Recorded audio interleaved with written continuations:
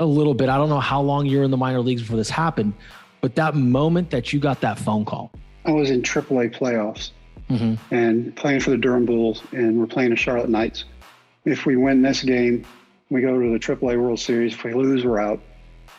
We lose. And so we're sitting there talking about which direction we're going to drive home from Charlotte when the manager comes up and taps me on the shoulder. He goes, "I need to talk to you." I look back at him and I said, "I don't think so." He goes, "Why not?" I said, "Because the last 6 guys you talked to are all crying right now. I choose not to cry." And he just shook his head at me. He said, "Come on."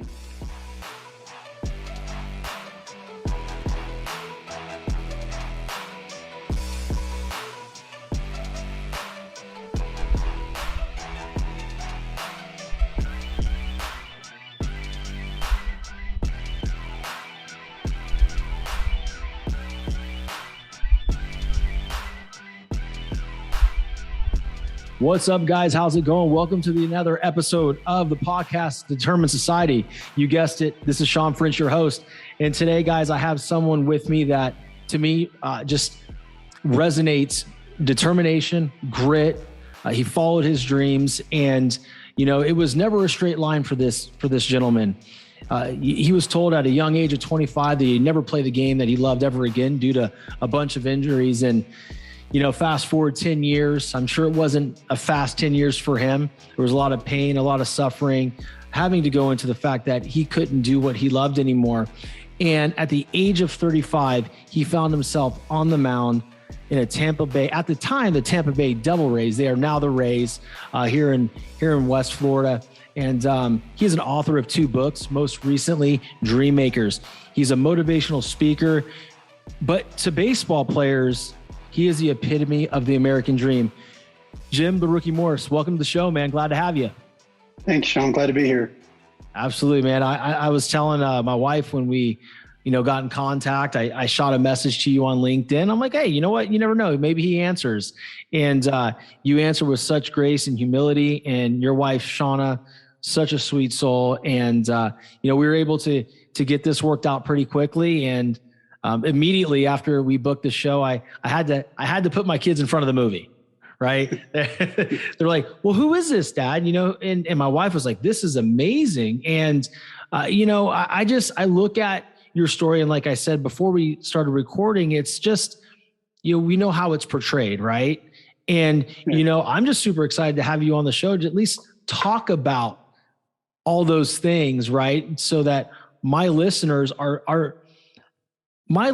really enjoy stories of adversity and triumph, right? That's why they listen to my show, because they like to see the problem, and they like to see somebody work, and they like to see the solution or the pinnacle of what's going on. So I know we'll be able to provide that today. And yeah, man, once again, we're here for it. And I do want to talk about your new book, so we'll get to that too. So give it to us, man. we know what we see in the media, but start me off as a kid, because the way it's shown in the movie, your father was in the military and you moved around a lot. So the way it looked, it was you get involved in baseball, then you're having to move again. And then Pops was just like, "Sorry, dude. It's just the way it is." So talk to us a little bit about that. Oh, Sean, what a long story. My father was in the military. We moved everywhere. He was not a nice person. And okay, here's one thing. He's holding my little brother one day. He looks down at me and he goes, "This is the one we wanted. We never wanted you." And that was my life. And physically and verbally abusive. And I tell audiences, I say, the bruises go away. It's the words that stick with you. You're not smart enough. You're not good enough. Why do you even try? You're going to embarrass yourself and everybody else. Just give up. And that was him. And sports for me was an escape. And if I could be in between the white lines of a ball field, I could be away from him for only a few hours at a time. And so for the first 15 years of my life, baseball is how I made friends. He didn't like me to talk. Children are to be seen and not heard. So I never talked. And ironically, now I talk for a living. So I guess God was saving it up or something. But baseball for me has been the one go-to in my life. And Even when I couldn't play anymore, I thought, I'll coach it. But at 15, I made the varsity baseball team in MacArthur High School in Hollywood, Florida. Second freshman ever to make the team. And 2 weeks after the season started, my dad said, guess what? You're moving to Brownwood. That move ended up being the best thing for me in my entire life, because I was moving out of a household where I watched two people argue, throw, curse, hit, fight, scream. Moved to Texas where my grandparents were. And when I walked into my grandparents' house, I thought, this is my father's parents. He got it from somewhere. Oh boy. And when I walked in, I was shocked. I had two rules. If you do it, own it. Own it, live up to it, and move on. And number two, tell the truth. You don't have to remember the truth. And those were my grandparents. And they ended up being the dream makers of my life and the mentors that I look up to for people who did it right. They were never rich, but they always found a way to give back. My grandfather had a menswear store in Brownwood, Texas. The population was 20,000 people, but he had this menswear store, and people would come from all over the country. It never dawned on me as a teenager, like most teenagers, it wouldn't dawn on, that since my grandfather had fought in World War II, he knows a whole bunch of people. Well, he knew a lot of people, and people would come into the store all the time from everywhere and buy suits, not just because of the quality of the suit, but because of the quality of the man. And he was such a good, fine human being. I didn't find out till about 10 years ago that he spoke for a living when he wasn't doing work in a store. And I thought, that's pretty cool. Now I talk. And, my grandmother, the opposite. He was 6'3", she was 5'3", but probably the smartest woman I've ever seen in my life. Could hear a piece of music, couldn't read music, but could hear something on the radio, sit down and play it on the piano. And just incredibly talented, incredibly smart, could do trig in her head. She showed me shortcuts in math that I tried to use when I was in high school. And my teachers would go, that's the right answer, but you don't show your work, so it's wrong. Mm-hmm. That's how smart she was. And wow. But they took me in, and when a teenager who could have fallen off the rails either way, my grandparents said, no, not on our watch. And they ended up being the biggest mentors of my life. And I worked for my grandfather during the summers, and I would also help my grandmother at church. My grandfather had me take my grandmother on lunch dates once a week the entire time I was in high school, so I would know how to treat women. And, he wanted me to be prepared. Take their arm across the street, keep them inside away from traffic, open car doors, restaurant doors, pull out chairs, all of it. And they taught. For 15 years, I heard screaming and cursing. And the next 3, I never heard a cross word said. I never heard anybody lift their voice. And so for me, walking into that situation, I was almost like thunderstruck. I thought, this can't be true. This is a movie. Yeah, but it was. And they were just such good people. And they put me on a road to success. And my grandfather said, what are you going to do when you can't throw a ball hard anymore? When you're a teenager, you're like, I will throw a ball hard as long as I want. Mm-hmm. And then at 40, you start waking up 3 times a night to pee, and you're like, you know what? I can't throw a ball hard anymore. But for him, he wanted me to be prepared for after sports. Mm-hmm. And so he was teaching me lessons every day about character, about morality, about keeping my word. He goes, you are your word.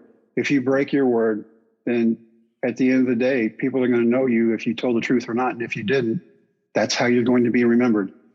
And he was very much that person who did everything right and slow and methodical in the same way every time. Here's a funny story. He would go to market twice a year and buy suits to bring back to his store. And he would call the husbands and he'd go, what kind of suits do you want? And he'd listen to everything they said. And then he did the smart thing and he would call the wives and he goes, what do your husbands want to wear? And he would come back with what the wives told him to bring and they would buy everything. He just knew how to be a people person. And one day, and I didn't learn this till 2 years ago, so this story I'm just kind of sticking in. One day in a store, this man walks in, I recognize him from TV. Now I'm 58 years old, and there used to be 3 channels, and I was the remote. And people would find that hard to believe now, but I recognized him from TV. He walks up, he hugs my grandfather like they've been best friends forever. I later found out they were. It was Gene Autry. And then 2 years ago, I'm doing a podcast with Dennis, and I'm telling him this story. He goes, "You're kidding me." He goes, "That was my uncle." Oh, wow. And then years later, he's playing me in the movie. So, the world, as big as it is a lot smaller than we think it is. It truly is. And it's fascinating because a lot of your story, and again, I'm sure my father has a different spin on this. But my father was also very hard on me. He didn't really physically abuse me, but it was a lot of, hey, if you don't play baseball, you're kind of up the creek without a paddle because you can't do anything with your hands. You don't have any skills, right? You can't fix a car. You can't do this. And I always said, Dad, I feel like people like me and I can talk to people. Right. And he's like, well, you can't make any money doing that. And, throughout my whole life, I've been able to generate an amazing sales career and, build my business just on the way of being able to relate to pretty much anybody. Right. And to have great conversations and to be honest and tell the truth. And it's crazy because, sitting here having this conversation with you now is like, I had a feeling I knew there was a contentious relationship with your father. In fact, you talk about it in your new book, Dream Makers, right? You kind of dive into that and just kind of the life after baseball. But, when you see public figures like yourself, you don't really know them, you're like, you never know what somebody's going through in their life, right? We look at celebrities or Major League Baseball players or professional football players and the civilian or the lay person can go, wow, what an amazing life. But we never know what they did to get there. And what I'm hearing from you is that you dealt with a lot of physical and verbal abuse, right? And that was your time, in that 1.5 to 3 hours, depending on the level, right? That you got to be in between those white lines. That was your safe haven. And I have to tell you, Jim, like you and I are more alike than I thought, right? Because I remember no matter what was going on in my life, that the moment I walked through those gates, I was where I was supposed to be. Yeah. It didn't matter if I went over 3 or 3 for 3 or whatnot. Did I get upset when I went over 3? You're darn right I did, right? Because I'm a competitor and I like to win. But I could forget about the breakup with my girlfriend. I could forget about what my dad said to me. I could forget about my parents yelling at each other. I could forget about so many things within the school that happened. Me being bullied because I wasn't in the best shape or I wasn't as good looking as the other guy, right? The game of baseball saved me, right? And as I progressed, it turned into something that I was able to do at a higher level in Division I. But just hearing the story, it's so parallel because I dealt with people yelling and screaming to where and I didn't have the opportunity, to where you were blessed. Like you said, at 15, that move to Texas was the best one you've ever made in your life because you got to see true modeling of a great relationship and respect and love. I didn't have that, right? I just got a bunch of yelling and screaming. So when I would get into a relationship or when I would, get married at first, I thought that's how you disagreed. It's like, no, I got to yell. And, and it's funny because, when you have that other partner, that wife say, well, hey, I'm not used to this. Like, why are you doing this? Right. And it's just strange. I know it's a tangent, but it's super encouraging. And I want everybody listening to really dial in on the fact that just like Jim said, the world is small. It's smaller than we think, but we're also more alike than we're not. Yeah. We all have opinions. What's that? We all have opinions. We sure do. But it doesn't mean we're right. Right. Totally. I want to go through some of the things like, for instance, the high school season, like you coached, I coach, right? It's one of the ways we can give back to the kids and still feel part of the game and compete. And the one thing that I always found really, really difficult was, you don't have that remote control. You can educate the baseball IQ, you can work on the skills, but at game time, it's up to the kids. And the one thing that is always the most challenging is finding ways to motivate or drive the collective unit, right? Because everybody's so different. So it's a lot of times you have to differentiate, right? You have to differentiate, so player X, player Y, like you've got to coach them differently. The way it's portrayed in the movie is, it's a struggling team. All right. You were coaching, couldn't even grow grass on the baseball field because the deer was eating the seed. Right. And somehow they saw you throw a baseball, and it was like, well, if we win, you got to chase your dream. Is that accurate? Yeah, there's a lead up to that story. How it happened was in '99, where the movie takes place. I was on my way to baseball practice, and this athletic director stops me. He was head of the program. He's not the guy who hired me. Mm-hmm. He was the guy they brought in, and he couldn't get rid of me, and that really made him mad. So I was the kicking post. And he goes, "You've taken these kids as far as you can. These kids are losers. They're never going to amount to anything. Their parents are losers. They've never gone anywhere. They're never going anywhere." He goes, "This is a stepping stone for people like me." And he goes, "You may be one of the best baseball coaches I've ever seen, but you're always going to come in last to people like me because I know how to step on people." And I'm sitting there thinking, wow, and they put you in charge of everybody. That's so awesome. But around the corner, there were two of my kids, and they heard it. And this guy destroyed 2 years of work in 90 seconds. And so as the movie opens up after the nuns, 15-1 and 15-0, and we just get run ruled. And so after the second one, I just stand on home plate and I just said a prayer. My grandparents had faith. I've got great faith. And I'm just like, God, what do you want me to do? Mm-hmm. How can I push them without breaking them? How can I get them to believe? How can I teach them if they want something, they have to go get it? They can't just go, I wish I had it. And here it comes. You've got to work for it. Nothing comes easy. And the answer was so simple. It was go down there and teach them what your grandparents taught you. And I thought, I could do that. And I walk down. Nobody's looking at me. They're all looking at the ground. Start talking about hopes and dreams and goals.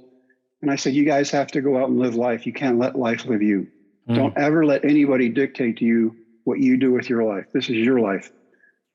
And I'm thinking I'm sounding pretty good, right? In the back of my head, I'm like, my grandfather would be proud. They're looking, they're engaged. And then my catcher looks at me. He's my senior on the team. And he goes, what about your dreams? I said, my dream is to see you guys be successful in the classroom, successful on the field, graduate from high school, and then go to college or trade school or whatever it is you want to do. But it's your decision. He goes, well, we think you still want to play. And I said, no, I think I want to stay married. Thank you very much. And by now I'm 35, I weigh 260 pounds. Right. Their moms make me fresh homemade tortillas every time we get on a bus to go somewhere. And like, this is a scouting diet. This is not a playing diet. And let's not forget the fact that at 28, I had a surgery in which the doctor said, you will never, ever pitch again. Physically impossible. Mm-hmm. And they just kept challenging me. They're like, coach, but the way you throw to us, we know your heart's still in it. We can't even hit you. And I said, that's because you can't hit. But you teach us everything about the game. We know you still want to play. And I said, wanting to play and being able to play are two different things. I said, I've had a doctor in the medical field tell me I will never pitch again, physically impossible. What if we win? Can't do it. You know, we go through all the reasons, including the medical reasons. Well, what if we win a district championship, which these kids never been a part of in baseball? We win, you try out. So for 20 minutes, I did what every parent does. I argued every course of action, and then I caved in. I'm like, all right, if you win, I'll find a tryout. In the back of my mind, I'm like, I'm old for baseball. I'm fat, and this is going to be embarrassing. Mm-hmm. But if it gets these kids to play, I'll do it. I can embarrass myself for a few minutes. Yep. Little did I know what that would do. And they start winning, then they start winning by a lot. And we're running teams off the field. We're not trying to hurt anybody or just score the daylights out of stuff. We're just playing baseball. And we're down by 2 runs in the district championship. And the history would dictate these kids don't come back very well. They come up in the top of the last inning. They score 6 runs. They hold the other team to 0. We win. One of the best sights I've ever seen in my life. I'm watching a group of kids celebrate an accomplishment that not even they thought they could accomplish. By now, I've forgotten about the bet. When we made the bet, they couldn't hit me. By the end of the season, I couldn't get these kids out. And so I forget about the bet because who cares? Yeah. And we're playing and we're winning. And that's when my second baseman hops up on the bus and he goes, we did our part, now it's your turn. Oh, no. Oh, boy, here we go. And I've got to go to a tryout. And you know, we get into the second round of playoffs. It was the third game of a 3-game series. School's over, baseball's over. I found a tryout in my hometown of Brownwood at Howard Payne. And when I drive the tryout with my kids who are 8, 4, and 1, I'm looking at all these other kids get out of their car. Tall, thin, athletic looking, brand new bodies, brand new gear, smiling because they're chasing that dream. And I remembered when I was back at that age, what baseball meant to me. And now here I am with my 3 kids, one of which I'm changing her diapers. And I'm here to actually try out again at this age. And I go up to the sign-up table. Doug Gasaway's a scout. He's about 70. He said, how many kids you bring to try out? And I looked down and I said, I brought 3. He goes, no, 2 try out. And I said, let me explain something. I made a promise to a group of kids that if they did something nobody thought they could do, I would try to do something I know I can't do. It's going to be embarrassing. It will be humiliating. You'll get a great laugh out of it. But either you let me throw or I've got to find someone else who will, because I made a promise. When he got done laughing, he looked at me with a serious face and he said, why didn't you just shave your head like every other coach? I said, where were you 3 months ago, man?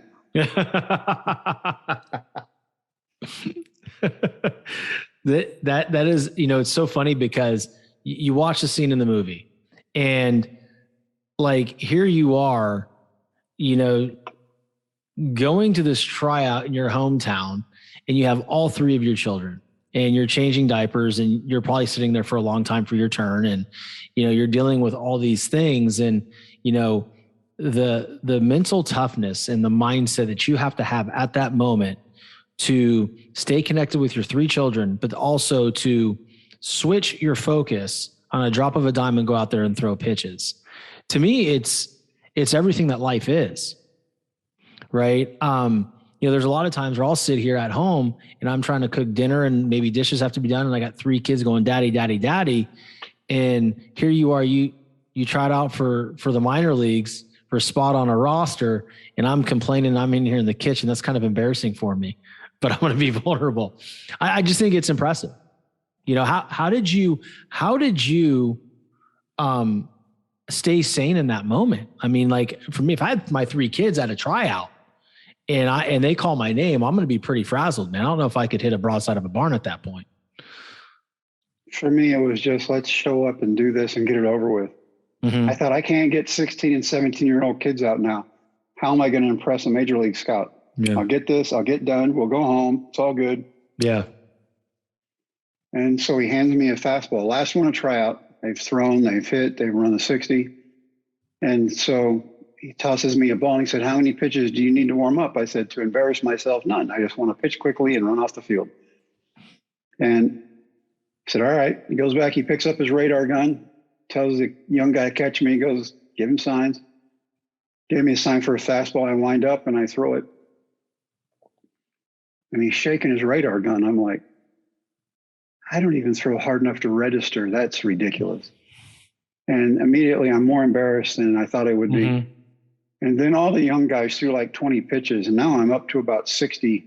And I think they're making fun of the fat old guy, and that's me. You threw 60 pitches? Yeah. That's like a game. Especially for someone who's been out of baseball for a long time. And by the end of the session, he tells this kid, because everybody had tried out, they're all putting their stuff up in their cars. And as I'm throwing, people are slowly coming back behind the backstop and watching, parents included. Mm-hmm. And I thought, I'm either doing really good or really bad. And he tells this kid, he goes, go get your bat and get in the box. And the kid goes, you want me to get in there against that? And I thought, So they finally say that's enough. My 1-year-old's crying. I would get my kids to put him in the car and turn the air on. Gasaway meets me. He goes, I remember you. 15 years ago at Ranger Junior College, you were a football star. Everybody wanted to make a picture out of. I said, yes, sir. He said, Jimmy, back then you were tall and thin. You threw 87 or 88. I said, yes, sir. He goes, I don't know what you've done your time off aside from eat, but the first pitch you threw without warming up was 94. Everything after that went up to 98. And I'm stunned. But when somebody tells you you're throwing 98, there's a happy dance going on between your ears, right? Mm-hmm.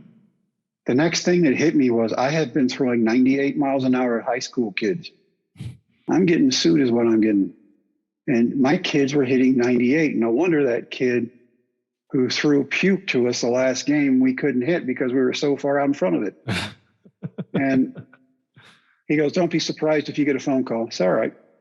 Put the kids in the car, drive home an hour and 10 minutes. It's not one phone call, it's 12. They want me to come back in 2 days and throw hard. And I tell audiences, I say, this is where walking the walk and talking the talk separate. I call my high school kids and I say, look, I did good. They want me to come back in 2 days. If I do good again, they want me to sign a minor league contract. I said, but this is something I failed at every single time. I was supposed to be young and talented. Now I'm old for this game. Mm-hmm. It's going to be harder. Over here, coaching, teaching, I'm successful at. I know I'm good at. I got a job in Fort Worth at a great big high school. This is good. This over here, bad. I fail every time. I said, Coach, you told us if we ever had our dream in front of us, you'd chase it no matter what. And I said, I was lying. That only pertained to you. And so 2 days later, it rained so bad they had to have me a brand new baseball every pitch. Sliding up to my knee in mud, I hit 98 every time with my 3 kids being watched by half my high school team. And so it was cool to be a part of that. It was cool to watch those kids who, when I pushed them, they pushed back and we made each other better. Mm. And as I'm watching those kids celebrate that championship, for the first time in my life, and all those years it took me, the lessons my grandparents taught me, it's not about me, it's about we. What can we do to win? Mm-hmm. And, you're exactly right with every kid on a team. Some kids you need to bury a foot in and tell every single day what they need to do. Some kids you need to tell once they run off and they do it. And other kids know what they're doing, and your best coaching is to leave them alone. Stay out of the way. But every kid is different, and every kid needs something different. And I think it's fun now to look back and see all those kids being successful in their lives now. And, if I played a small part in that, that's awesome. Mm. But I just want them to know that when they pushed me and I pushed them, we made each other better. We were a team. The thing that I really love about this story, Jim, is I love the ending, right? I love we'll get to the top of the mountain here in a second of that specific day in Arlington. But to me, what is most impressive about this story is your ability to show your raw authenticity to your kids. There's so many coaches and so many baseball players and baseball coaches in general. We operate out of this huge ego, and we don't connect well with other men sometimes, right? Because our ego's too big, and we don't acknowledge other men because we say, well, they're better than us, so I need to be insecure about it, or whatever the right choice of words is. But what I'm hearing is you had such an ability just to be raw and authentic and vulnerable with those kids to a point where you humanize yourself more than any other coach probably did in their lives. And they appreciated that about you. And I can imagine if I interviewed one of those kids, they'd probably say that's why we love Jim Morris, is because when it got time for him to perform and walk the walk, he was scared. He didn't hide from the fact that he failed at it every other time he tried. But what happened is you chose differently this time, right? You said you're going to do something, and you led by example, and you showed those kids and anybody who watched the movie or followed your story that, like you said, your grandparents said, you can have anything you want, but you got to work for it. Yeah. And to me, that is the most impressive part of it. And in hearing it and like the real side of it, there are a lot of similarities to the movie. Yeah. For instance, it's your turn. Well, that was in a locker room. It really happened on a bus, but it still happened. And I believe your catcher in the movie did say, what about you, coach? You chase your dreams. So this is all very awesome. Let me fast forward, a little bit. I don't know how long you were in the minor leagues before this happened, but that moment that you got that phone call was it actually in Arlington? I was in AAA playoffs and playing for the Durham Bulls, and we're playing the Charlotte Knights. If we win this game, We go to the AAA World Series. If we lose, we're out. We lose. And so we're at our lockers talking. And Bobby Munoz, who played in the big leagues, was trying to get back after elbow surgery. He and I are best friends in AAA. And so I decided I'm going to ride back with him in his pickup. We had all our stuff with us just in case. Mm-hmm. And so we're sitting there talking about which direction we're going to drive home from Charlotte. When the manager comes up and taps me on the shoulder, he goes, "I need to talk to you." And this is my sixth sense of humor, I guess. I look around. I look back at him and I said, "I don't think so." He goes, "Why not?" Because the last 6 guys you talked to are all crying right now. Mm-hmm. I choose not to cry. And he just shook his head at me. He said, "Come on." And I walked in his office and our big league general manager was there. And he goes, "You can smile. You're going to be in Texas tomorrow." And I didn't get it. And I go, "I know that. Bobby and I are going there right now." And he goes, "No, the big league team is in Arlington playing the Rangers." That's how I found out. And so instead of riding home with Bobby, I got a plane ride to Arlington the next morning. And it was so amazing. Johnny Oates, the opposing manager, God rest his soul, let 150 people in the game that day that had ties to me. My kids that I coached were there. My kids were there. I hadn't seen them in 3 months. Kids that I coached against, coaches that got in school buses in the middle of the night and drove 9 hours to the DFW area to see the coach who made a promise. And to me, that was just beyond awesome. And, you know, until that moment in time, this is where how non-baseball I was. And it shows Dennis getting out at the ballpark and then walking in through the gate. I didn't know this, but you go in underneath the stadium. Yeah. And they drive you in and here you go. And they let you out in front of the door. I thought, this is awesome. and then I got to sign my contract before I can walk into the clubhouse. And then I go into a clubhouse where there's Wade Boggs, who just got his 3,000 hit. Mm-hmm. There's Fred McGriff, Roberto Hernandez, Jose Canseco, all these guys I've been watching on TV, and now they're my teammates. And I have a group of high school kids to thank for that. You know, that's, excuse me, that right there, because I'm a coach, that hits differently. All too often we hear parents come up to us, and I still coach on a volunteer basis, and they'll come up to me and thank you so much for the impact that you've made on my son this, my son that, what you do for the kids. And I always look at them and say, serious? I was like, these kids save me.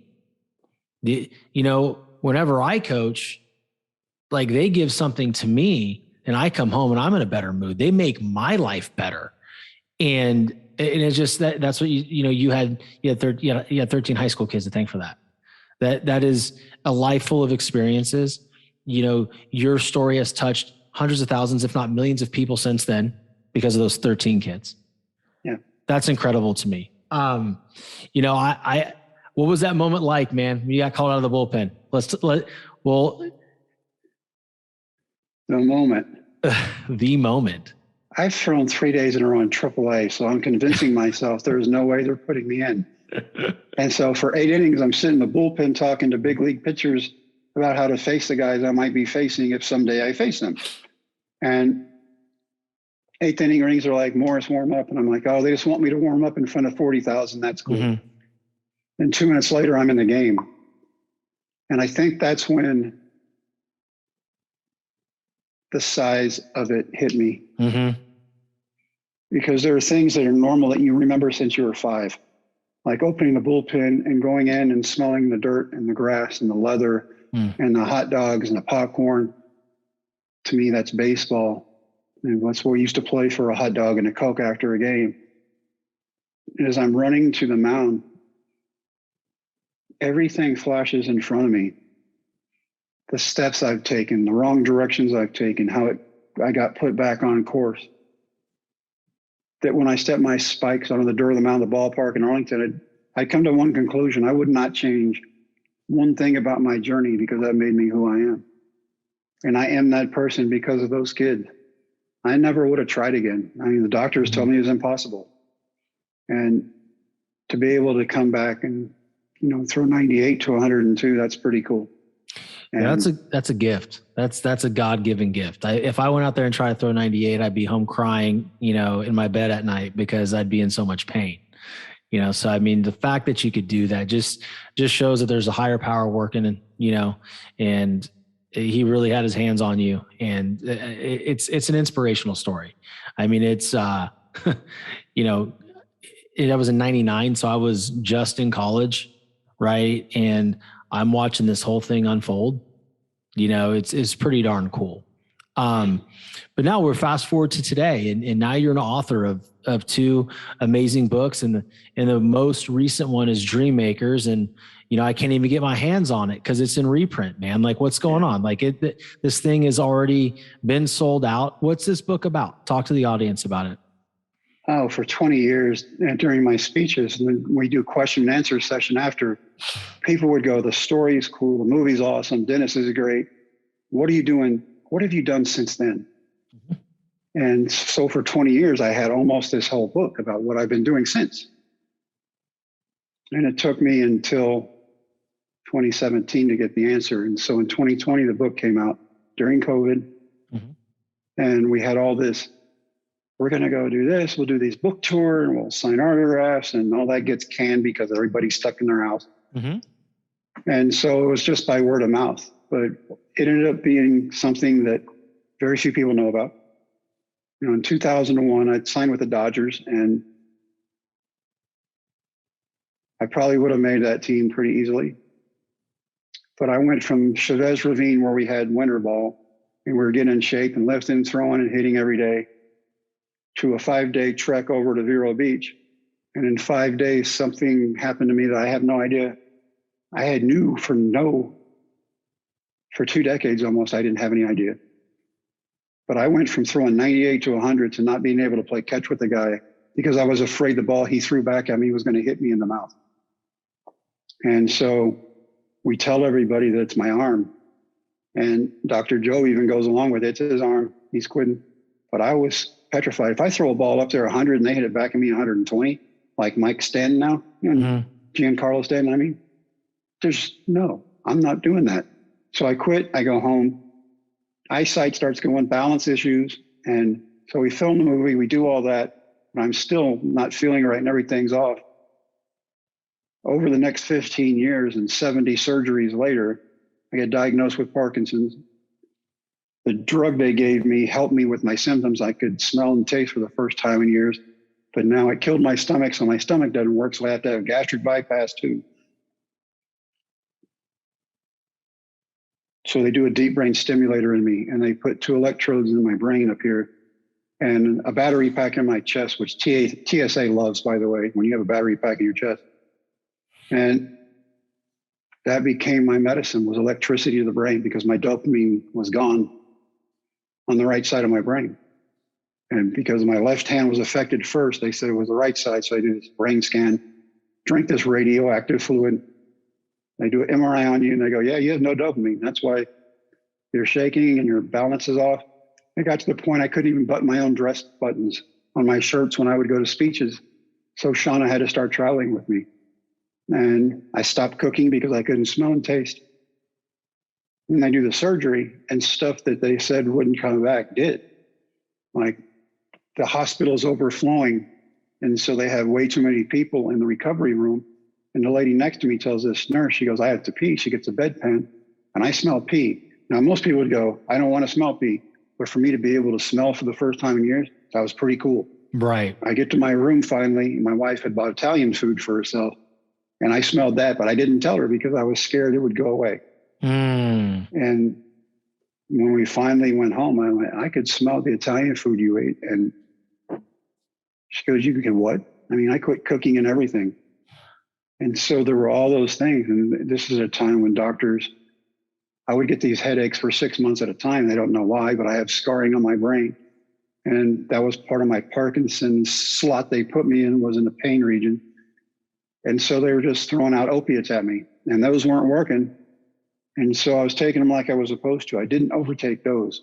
But what I did do was I prescribed myself vodka to go along with the pills so I would feel better. Yeah. And I couldn't even get away from me, man. I couldn't walk. My dogs were tripping me every time I got up. So I ended up in rehab at 52. And I think for the first time in my life at 52, I had to concentrate on me. And I wasn't thinking about anybody else. I wasn't taking care of anybody else. This was the fractured child inside of a grown man who now had all these different problems and used something outside externally to make me feel better. And it wasn't working. And I will tell you this, I went to a faith-based place, and my counselor was a pastor. He loved baseball. He's been to every major league team, has stuff in his office from every major league field. He looked at me, he goes, "Great movie. Why are you here?" And I said, "I wasn't trying to die, but I wasn't trying to live either. I just stopped." Mm-hmm.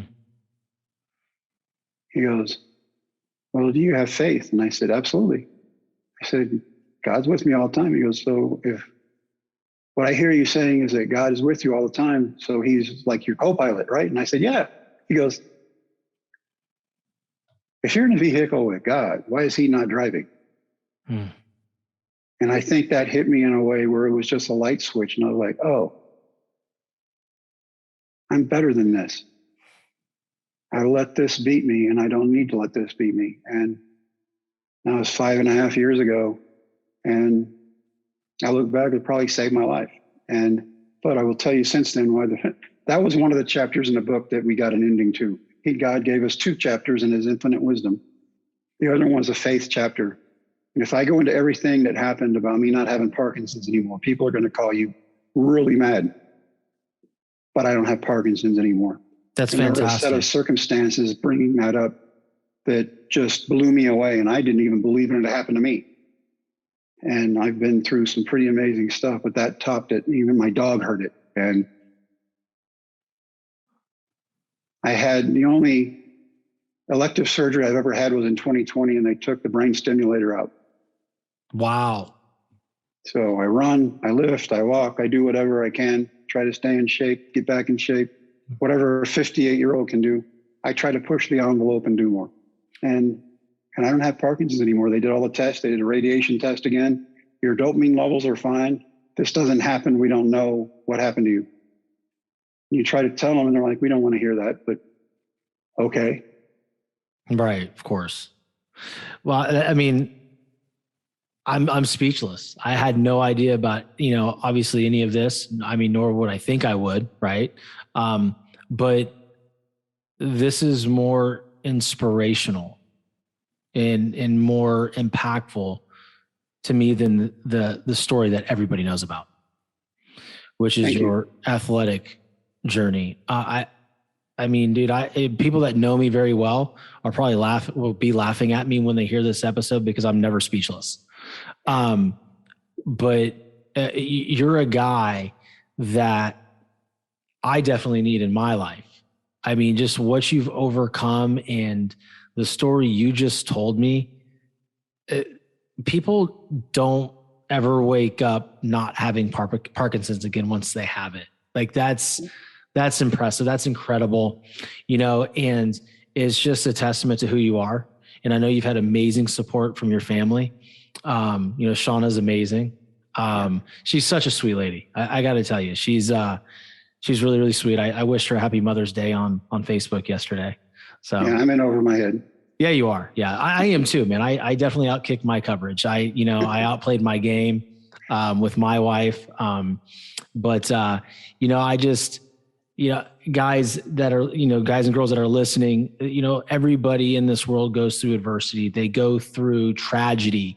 And I think what we all hope to strive for is the mental fortitude, have the faith, and to really choose how we feel every single day about who we are in our circumstances, because we have the power to choose differently. We can choose to be upset, or we can choose to fight. And like, Jim, you're the ultimate fighter, man, for real. Thank you. Like that. That's awesome. So nowadays, we got to land the plane here because, we're on a schedule, and I if I could spend 70 hours with you, I would.